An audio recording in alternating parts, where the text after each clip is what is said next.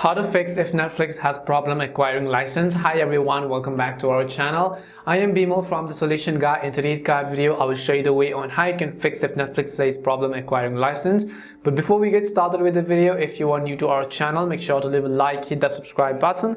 And without any further ado, let's get started with today's video. Sometimes what happens is that whenever you open up the Netflix application, it just says you that problem acquiring license whenever you try to open up any show or movie. That's because it could be that your operating system is not officially supported by Android or Google, which means that you could have been using a rooted device, or you could have been actually using a custom operating system, custom kernel, custom ROMs, and so on. The very first thing we will do is check whether or not your device is rooted. So if your device is rooted, then of course payment apps and Netflix streaming service apps will not work on the device. The other reason could be due to Play Protect certification status, and in order to verify that, we will just go ahead and open up our Play Store.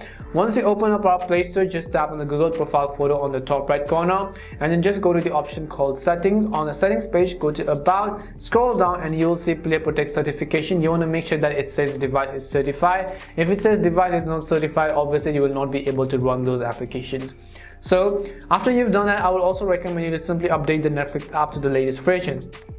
So just go ahead and then type in Netflix in the search box and check if the Netflix app has an update available. If it does, then make sure to update it. If not, last but not the least, the other solution is to open up settings, scroll down and then go to software update. Once you go to software update, just go to the one that says download and install. As soon as you go to download and install button, if there is even a tiniest bit of update available for your device, I would recommend you to update your phone's operating system as well to the latest version.